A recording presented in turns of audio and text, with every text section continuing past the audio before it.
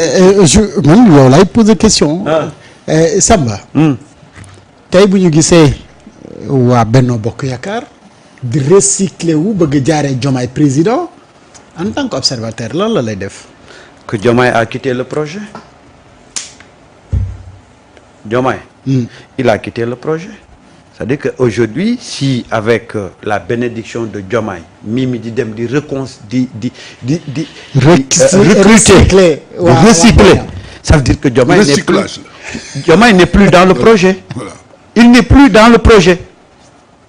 Parce que quand même, projet bi dafa am ay règles à respecter. Mais imaginez nga tey un régime dirigé par le PASTEF. Ñooñu parle de transhumants, des éléments du système. Alors que depuis que PASTEF bi ñu ko créé ba PASTEF ni muy ñëwee au pouvoir, ils se sont toujours dans le discours attaqués au système. ñun PASTEF moo ñu xam le système ah. Le système n'était pas dans notre vocabulaire politique. dëgg la. fekk nañ fi fekkee naa Abdou Diouf tuuti fekkee Ablaye Wade fekkee Macky Sall mais on musuñu waxu système. mais dëgg la da ngay wax bon la vie est chère. bon bâillonnement des libertés pour des libertés. Absolument. mais système. mais ñun Pastef moo ñu xamloo système. jamonoy Ablaye Wade qu'est-ce qu'on nous disait. L'État c'est la continuité. mais léegi quand même yaakaar mu ngi commencé yàqeeku ci. mais non système c'est-à-dire que il faut le dire Diomaye n'est plus dans le projet. Diomaye est en train de créer son projet à lui. parce que nag boo layamee journée bi yëpp boo ñibbee sa kër da ngay retenir Diomaye ba mu nekkee ci pouvoir bi ba tey lan la def luy jëmmal projet bi. faisons le bilan. qu'est-ce que Diomaye a posé comme acte boo xam ne dafa jëm ci luy jëmmal projet bi xam nga ko. waaw moom laa doon xalaat ni mais je ne trouve pas encore. du acte du discours man ndax gisuma ko du acte du discours quelqu'un qui a fait ça pendant 1 an 8 mois. mais est-ce que du bëgg jàmm rek moo ko dugal ci yëpp. mais justement le Sénégal ñun amuñu problème on a un problème avec une minorité. Les gens qui gèrent ce pays-là am lu ñu fi def am lu ñu def askan wi mais les Sénégalais n'ont pas de problème et ça je l'ai dit dama koy rappeler li Macky Sall yàqoon ci suñu tissu social. Sonko dafa ñëw daal di koy régler muy créer une unité des Sénégalais autour de l'essentiel. C'est ça que Sonko a réussi. Maintenant est-ce que rendre compte ñi nga xam ne ñoo fi nekkoon ñu rendre compte est-ce que loolu mooy un Sénégal divisé? Je ne pense pas parce que tey 54% ñoo voté Diomaye 54% yi dañu d'accord ci reddition des comptes dañu d'accord ci justice sociale donc le Sénégal n'a pas de problème. Le Sénégal réconciliation on se réconcilie à kan mais waxuma la dara sax mais premier acte pour réconcilier les Sénégalais. Mais c'est rendre justice. D'abord. On ne peut pas bâtir un pays te justice amu fa. Tous les pays nga xam ne dañ ko def benn justice de façade mais dafa mujj éclater. Et aujourd'hui top sama ko mayee doyen dafa laal benn point bu am solo boo xam. allez vas-y waaw. xam nga doyen dafa wax ci FMI. plan de restructuration bi mu bëgg a imposer le Sénégal.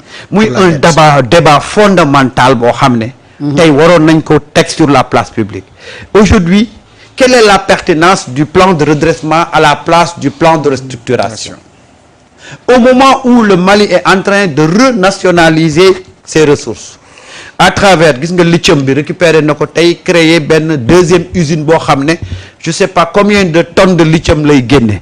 Au moment où le Niger récupérer na uranium, au moment où le Burkina Faso est en train de mettre la main sur ses ressources, ñun Sénégal te ñu waroon nekk ci loolu mais on voit que on est en train de dévier le débat.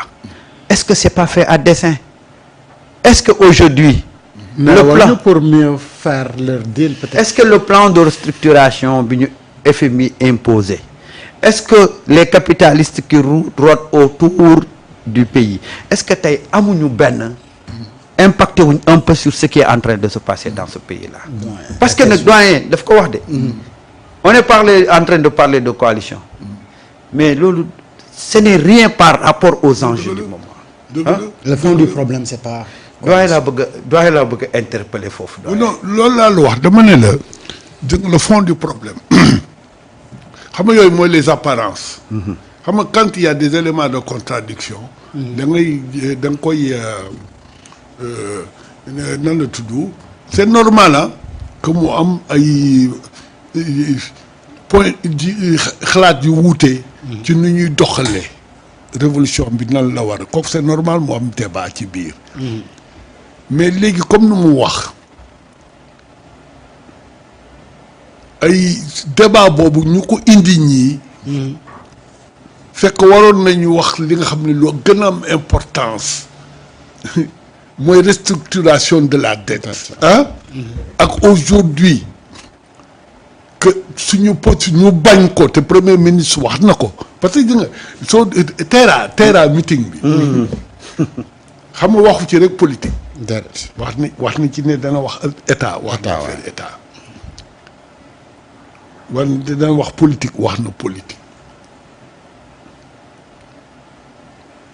enjeu capital parce que ñun suñu nangoo structuration de la dette ñeneen ay jënd suñu dette nangu suñu signature plan d'ajustement structurel moo ciy tegu te subvention yi nga xam ne moom la ñuy def aujourd'hui tey gouvernement du Sénégal électricité bu ñuy wax xam ne ñaa ngi wax ne woyofal bi dafa cher et pourtant le premier ministre annoncé woon na baisse des prix jëm ci pétrole c'est-à-dire mooy carburant bi ak électricité bi mais tey ñu toll war a jublu si foofu ñu indil ñu en tel débat. loolu laa la wax c'est-à-dire que soo xoolee Sénégal mois bi recette fiscale yu am musul am déjà y a eu xaw ma 3000 milliards oui de progrès 3000 milliards nuñ wuti nañ xaalis mooy diaspora bond bi mais presque xaalis boobu ñu am ci diaspora bond bi yëpp c'est pour mën a tenir le prix de l'électricité en attendant 2026 le président Ousmane Sonko il a dit en 2026 plutôt gaz bi yëpp du génn xam nga actuellement am nañ gaz mais yëpp la ñuy génn exportation mais une partie fii lay des ça va permettre de faire descendre le tout bon am na yeneen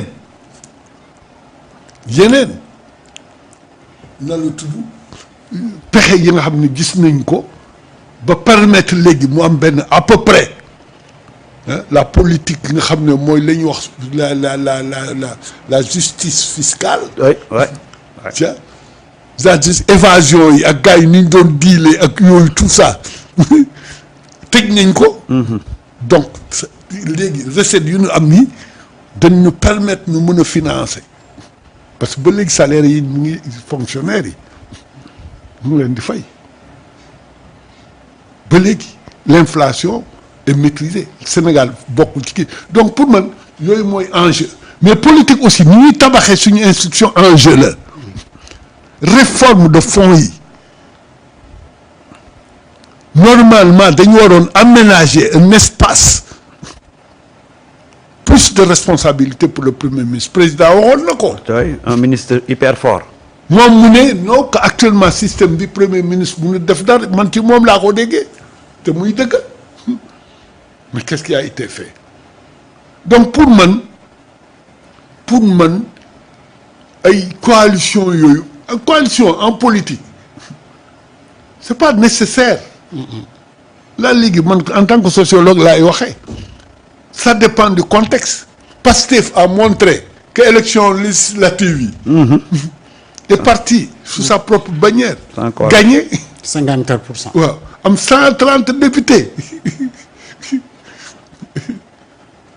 130. mais 54% aussi. 54% sur un fichier toxique. Fichier boobu tam war nañ ko xoolaat ah. Absolument. Ah oui, oui, oui. Ah oui, oui. Moi, je suis radical. Tous les jeunes qui ont plus de 18 ans, dañu war a am droit de vote automatique. Automatique. ay dem leen inscrire ji yooyu yëpp man gëmatuma ko. Automatiquement. Bon, bien sûr, il faut une carte, je sais pas. Mais en réalité, même ci dialogue national bi ñu doon def, mais beaucoup de Sénégalais avaient émis cette idée-là. Oui, que ça boo a été amee adopté. mu ngi ci programme bi. mais qu'est-ce qu'on attend pour les. Non, mu ngi ci programme Diomaye président.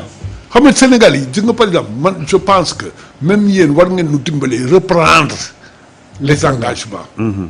Point par point génne leen ngeen génne ko. Yan engagement lañ jëloon kii le candidat Diomaye un par un. ñu xool.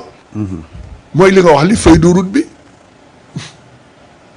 nga xool ci nga marqué ban la ñu réalisé à 100%. benn day réalisé il avait dit qu'il allait démissionner de son mandat à la direction xawma lan. Conseil supérieur de la magistrature. non parti bi. parti bi waaw. instance su parti bi. waaw instance dirigeante yi. waaw. dégg loolu il l'a respecté. ma ne loolu moom respecté na ko. mais apparemment yeneen engagement yi si des. donc da nga bëgg a wax ne loolu rek la respecté. non je veux te dire que même loolu man yow soo nekkee foofu qui t'a mis au pouvoir c'est le parti. Ouais. Tu peux ne pas être truc là comme c'est-à-dire il faut pas aussi ñuy toppandoo tubaab bi rek ñun suñ constitution dañ ko war a xoolaat. dugalaat. là je suis tout à fait d'accord. suñ histoire. dégg nga man xaal pulaar laa ñu ñoo fait la révolution. en 1776. ak ñoom Thierno Souleymane Baal. on avait les grands électeurs un collège. lébu yaa ngi fii soo demee. penc yi comment se prenait nan lañ doon jël des décisions ay assemblée démocratique la woon. soo demee Kajoor gii ci lu ma xam quoi même buur yi daaw noo leen fale nii rek. y avait des critères. du rek pour ce pape et cetera mais suñu histoire dañ ko war a xool mais yow 5e république mais sooy prêter serment comme ñoom ngay prêter serment. amul dara loo changé amul benn imagination président nii la war a mel bon et cetera ñuy dugal si xel oui premier ministre mu ngi lay teree kii donc voilà président moo war a kii. mais doyen vu cette situation. oui. où le premier ministre pratiquement le chef du gouvernement amul li nga xam ne moom moo taxoon muy xeex ban posture la war a jël. bon man je pense que posture bu mu jël bii mooy la bonne posture peuple bee ko fi teg peuple bee ko de je regrette Sonko du décret moo ko fi teg bon bien sûr ça c'est formalisé signé. man dama xeeb Sonko lu mu doon dama ko xeeb et il fit tout. Même ceux qui, oui, j'ai écrit ma lettre au président, non. Donc pour man,